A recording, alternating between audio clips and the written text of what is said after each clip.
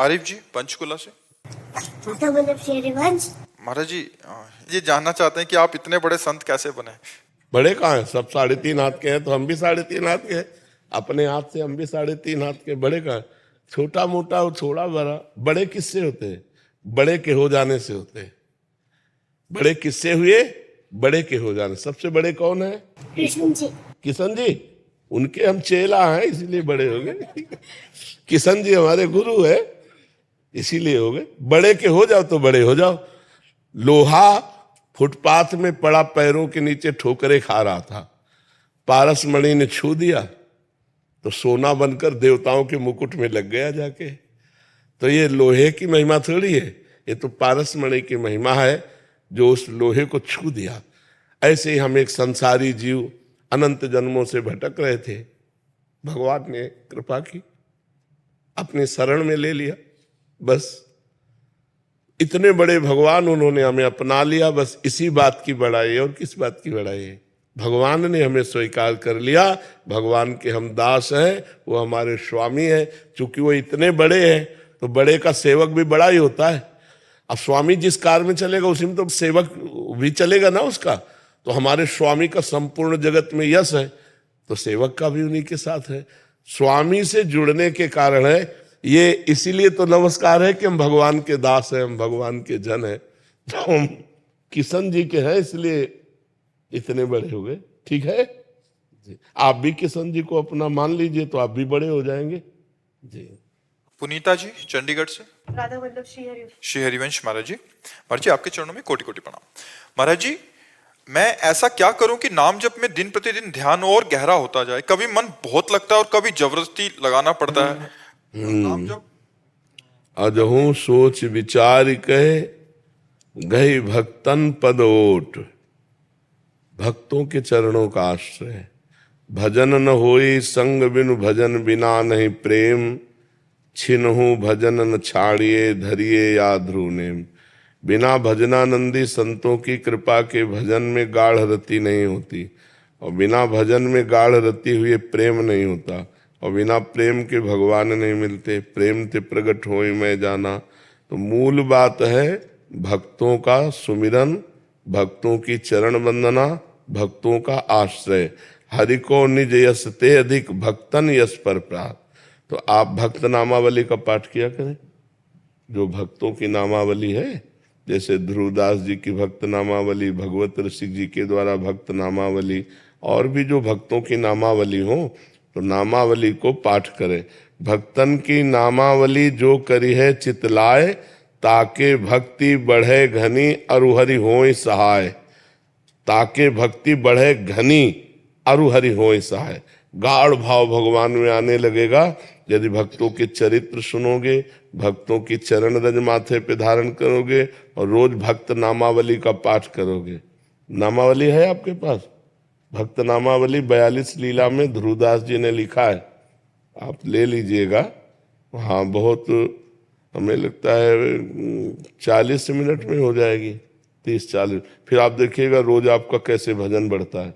और भोजन सात्विक होना चाहिए भजन करने वाले का, और भोजन प्रभु को अर्पित होना चाहिए।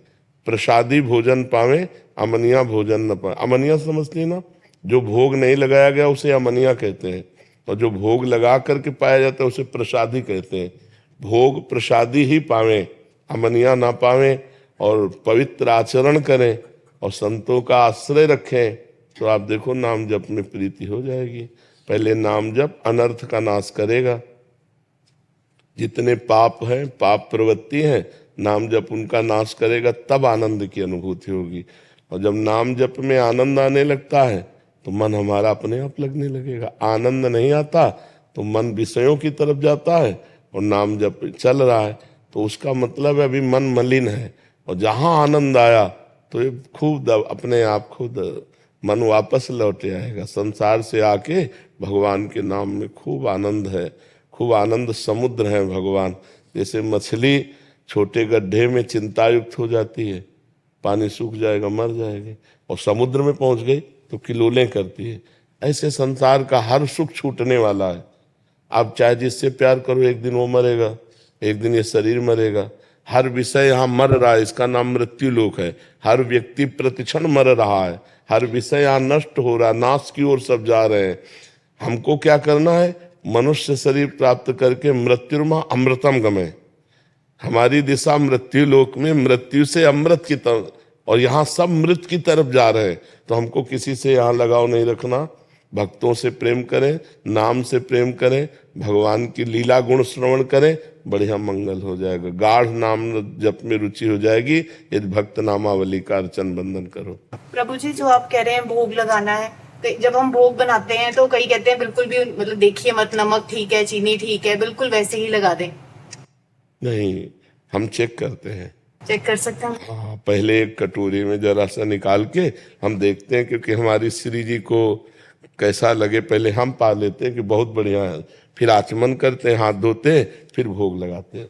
हम पहले कुछ श्री जी को नहीं पवाते, पहले हम पाते हैं, उसको चेक करते हैं। वो हमारे, अब जैसे कोई फल है, खट्टा है, कैसा है, दाल में नमक ज्यादा है, कम है, हर चीज को हम चेक करिए, और फिर अपने प्यारे हैं ना, अपने प्यारे को तब पवाएं जब हम पास कर लिए। हमको अच्छा लगा तो अब अपने प्यारे को भोग लगा के पवा देते हैं। वैसे संसार में प्राय यही रीति है कि जैसा जो कुछ है पहले भगवान को लगा दो, लेकिन अपने ब्रज में ये रीति नहीं है। ब्रज में है पहले हम चख के देखेंगे, अगर वो ठीक है तो हम अपने प्रभु को पवाएंगे, नहीं तो नहीं पवाएंगे। ये यहाँ की रीति है। महाराज जी, संसार में एक वो मान्यता है कि झूठा हो जाएगा पहले। नहीं, झूठा नहीं होता। झूठा तब माना जाता है जब हम अपने लिए पा रहे हैं, हम चेक करने के लिए पा रहे हैं, प्रभु के लिए कि उसमें कैसा पदार्थ बना, हाँ बढ़िया है, अब आचमन के हाथ धोया, प्रभु को पवाने जा रहे हैं। ये हमारी ब्रज की रीति है।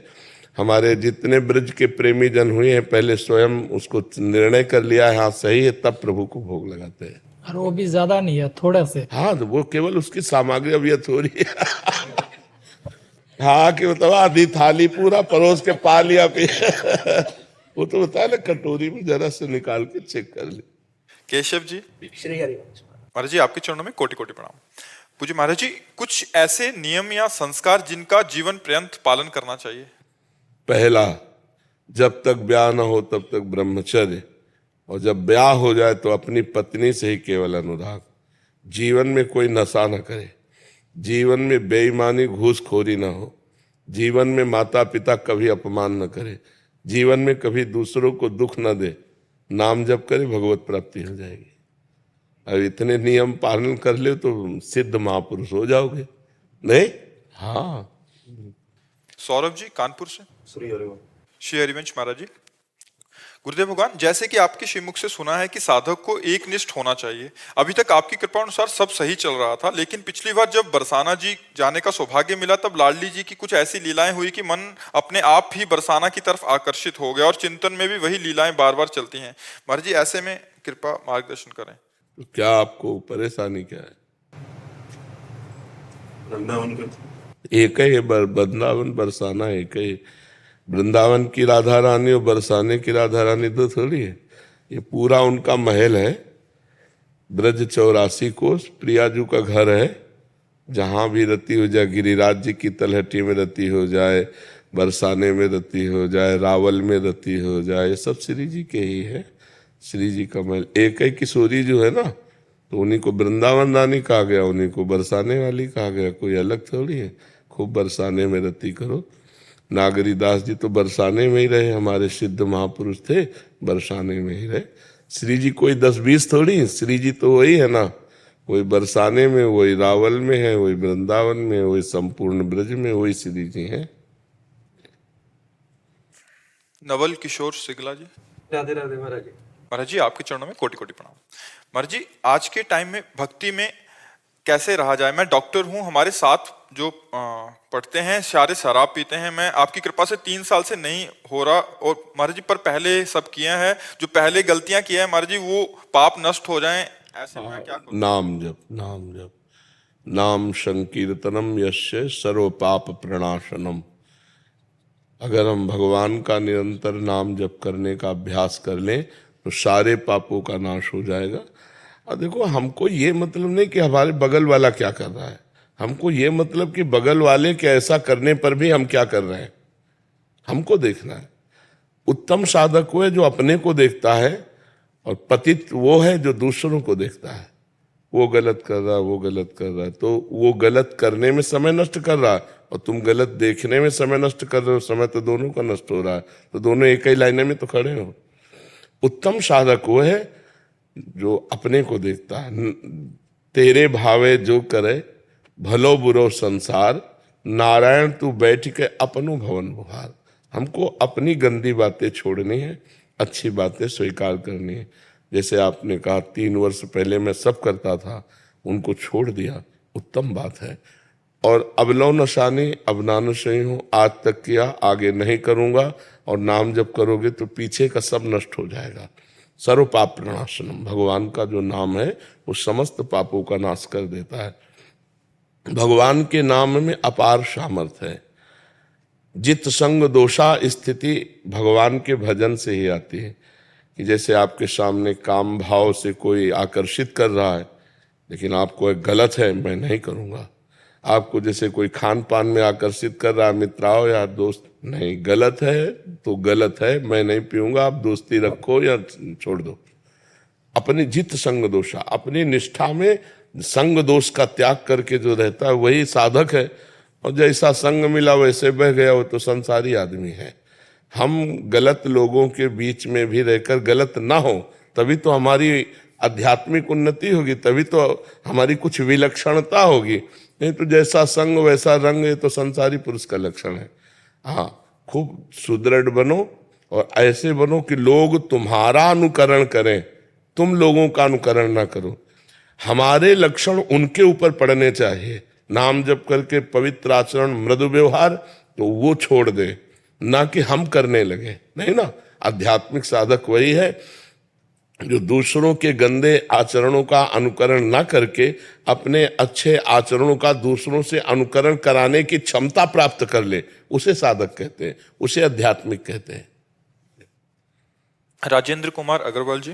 जय श्री हरिवंश। साध्वी प्रिया शरण जी, माता जी, इनका महाराज जी प्रश्न है एक जैसा ही है। महाराज जी ये कह रहे हैं कि माता जी कह रहे हैं कि इन्होंने 9 वर्ष की आयु में कहीं कोई संत भगवान घर में पधारे थे, वहां से दीक्षा लिया, पर जब युवावस्था आई तो एक जहां से इनको वेश मिला वहां से इन्होंने गोपाल महामंत्र का मंत्र मिला। महाराज जी अभी कह रहे हैं कि अभी ये मंत्र अभी इनको थोड़ा सचेतता हुआ है कि पहले वाला जपे हैं अभी वाला जपे हैं। अब देखो, आयु तो पूरी निकल गई, अभी रास्ते का ही तय नहीं किया, चौराहे पे खड़ी, तो आयु तो पूरी निकल गई। महाराज गोपाल महामंत्र जप करते हो निरंतर, पर संशय है ना, तो सिद्धावस्था कैसे प्राप्त होगी? जब हमको मंत्र में संशय कि ये जपें कि वो जपें, और पता नहीं ये लाभ देगा कि नहीं देगा, तब तो हमारी सारी साधनें चौपट हो गए। गुरु के वचन प्रतीत न जेहि, तो जब विरक्त हो गए तो अब पीछे का कोई दुनिया रहा ही नहीं। हाँ, तो उसको पूर्व के मंत्र के लिए कहा कि करना चाहिए। आप करो जो अभी मिला है, पूर्व का सब छोड़ दो, और पूरी सिद्धि इसी में विराजमान है। और गोपाल मंत्र को बड़ी श्रद्धा से और पवित्रता से जपो, समय नहीं रह गया। कोई जवान शरीर नहीं कि हम अभी साधना करें, चुपचाप भगवद आश्रित हो जाओ कि हे भगवान मैं आपकी शरण में हूँ, मेरे बनाए ना बनेगी कोटि कल्प लो, आपके बनाए बनेगी पल पाव में। हे नाथ, अब जितनी श्वासें हैं आपके सुमिरन में गुजार दूं और आपकी कृपा से मेरा कल्याण हो। नहीं, खूब जब मंत्र में मन लगे तो मंत्र में, नहीं तो नाम जप करो। नाम जप है आपके पास? क्योंकि मुझे सिर्फ गोपाल महामंत्र ही मिला, गुरु जिसने बेच दिया सिर्फ एक ही मंत्र। आप निम्बार्क संप्रदाय का तिलक लगाए हैं, तो आपके पास नाम भी तो है, राधे श्याम श्याम श्याम राधे राधे, राधे कृष्ण कृष्ण कृष्ण राधे राधे। तो जब आपको मंत्र में रुचि हो तो मंत्र जपो, उन्हें हर समय नाम जप करो। ठीक है महाराज जी, आपका इनका भी ऐसा ही था, ये कह रहे थे कि इन्होंने प्रथम गुरु पहले बनाए तो जहां से नाम जप कर रहे थे, फिर एक बार पुनः इन्होंने दीक्षा ले ली किसी के कहने पे कि गुरु तो कितने भी हो सकते हैं। शिक्षा गुरु चाहे 50 कर लो, दीक्षा गुरु नहीं बदले जाते। 24 दत्तात्रेय जी ने गुरु शिक्षा गुरु बनाए, ना कि दीक्षा गुरु। एक एक जितने भी उसमें पात्र हैं 24 गुरुओं में, तो उन्होंने शिक्षा गुरु बनाए। तो शिक्षा हम 10,000 लोगों से ले सकते हैं। आपका एक वचन अच्छा लगा, आप हमारे शिक्षा गुरु हो गए, आपकी एक बात अच्छी लगी, आपकी बात स्वीकार। बाण बनाने वाले से एकाग्रता की शिक्षा ली, जैसे वो बाण बनाने में तन्मय, राजा की सवारी निकल गई और उसको पता भी नहीं चला बाण बनाने वाले को। ऐसे साधक को अपने लक्ष्य पर एकाग्र रहना चाहिए। कबूतर अपने परिवार में आसक्त होकर जाल में फंसकर मर जाता है, उससे शिक्षा ली कि परिवार और अपने शरीर पर इतना आसक्त नहीं होना चाहिए। बाज मांस का टुकड़ा ले जा रहा है, कई बाज उस पर झपटे, उसने मांस छोड़ दिया, उस पे बाज चले गए, वो स्वतंत्र हो गया। तो त्यागी, वैरागी, सन्यासी महात्मा को ऐसी कोई वस्तु नहीं रखनी चाहिए जिससे लोगों की उस पर नजर पड़े। अगर नजर पड़े तो वस्तु का त्याग कर देना चाहिए। हर एक बात से उन्होंने शिक्षा ली, दीक्षा नहीं ली। ये गलत बात होती कि कोई हमको कहे कि अब इनसे गुरु मंत्र ले लो, फिर उनसे गुरु मंत्र, ये कोई बाजारू चीज है। एक बार जो गुरु जी से ले लिया उसी का जीवन भर हम जप करते रहे। शिक्षा हम हजारों से ले सकते हैं, 24 से क्या, हजारों जगह हम जाकर सत्संग सुन सकते हैं, हजारों महात्माओं से हम उनकी अनुभव की बातें सुन सकते हैं, लेकिन दीक्षा गुरु एक होना चाहिए जी। अमरिंदर सिंह जी ऑस्ट्रेलिया से, राधे राधे महाराज जी। महाराज जी आप कह रहे हैं कि मोक्ष और आत्मज्ञान में क्या अंतर है महाराज जी? आत्मज्ञानी को ही मोक्ष प्राप्त होता है, आत्मज्ञानी को ही मोक्ष प्राप्त होता है, समझ रहे हैं? आत्मज्ञान का मतलब क्या जानते हो? अंतर्ज्ञान, अपने आप का ज्ञान। अपने आप कौन है? आत्मा है। तो आप अपने शरीर से प्यार नहीं करते? नहीं, शरीर का इतना नहीं होता महाराज, नहीं होता। इसके बाद एक शरीर और है, सूक्ष्म शरीर। इसके बाद एक शरीर और है, कारण शरीर। 3 शरीर है। 3 शरीरों का जब त्याग हो जाता है और अपने स्वरूप का बोध हो जाता है तो मुक्त पुरुष कहा जाता है। मोक्ष कोई पदवी नहीं है, कोई वस्तु नहीं है। हम इसे पकड़े हैं, छोड़ दिया। इसने कभी हमें नहीं पकड़ा, जड़ शरीर ने आपको कभी नहीं पकड़ा, आपने जड़ शरीर को पकड़ा। मैं स्वस्थ हूं, मैं अस्वस्थ हूं, आप पकड़ रहे हैं ना। मेरा मन, आप पकड़ रहे हैं, मन ने आपको नहीं पकड़ा, आपने मन को पकड़ा। ये जो मेरे द्वारा पकड़ हो गई, स्थूल शरीर, सूक्ष्म शरीर, कारण शरीर की, इसी का नाम बंधन है।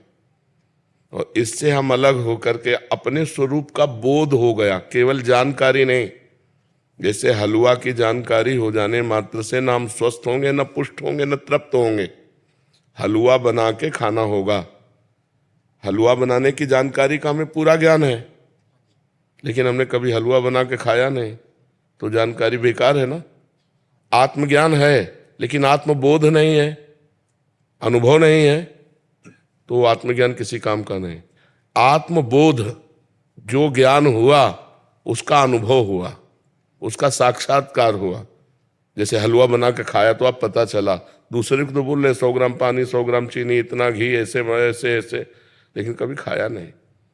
तो आत्मज्ञान शास्त्रों में वर्णन है, हम उसको सीख करके बोल सकते हैं, लेकिन अनुभव नहीं हुआ तो नायम आत्मा प्रवचनेन न लभ्या, ये आत्मबोध प्रवचन करने वाले को भी नहीं प्राप्त होता, न बहुना श्रुतेन, बहुत सुनने वाले को भी नहीं मिलता, न मेधया, बहुत बुद्धिमान को भी नहीं प्राप्त होता। जो इसका अनुभव करता है, अब अनुभव करने के लिए फिर संसार के भोगों का वैराग्य, सत असत का विवेक, इंद्रियों का दमन, मन का निग्रह, परम श्रद्धा गुरुदेव के चरणों में, उनके द्वारा दिया हुआ भजन, चित्त का लक्ष्य पर स्थित हो जाना, मुमुक्षता, मोक्ष के सिवा कुछ अच्छा न लगना, मैं मुक्त होना चाहता हूं। फिर साधना के बल से जब उसे बोध होता है तो तीनों शरीरों का वो राग छूट जाता है। हमने पकड़ रखा है, हमने छोड़ दिया, बस इसी को मोक्ष कहते हैं, इसका राग छूट जाना। और कोई वस्तु या सिद्धि नहीं है, सही पूछो तो बंधन था ही नहीं, हमने पकड़ा था, हमें किसी ने नहीं पकड़ा। जो जो हम छोड़ते जा रहे हैं उससे मोक्ष को प्राप्त होते जा रहे हैं। जितना अभी पकड़े उतना हम बंधन को है, सब छोड़ दो, मुक्त हो गए। समझ रहे ना?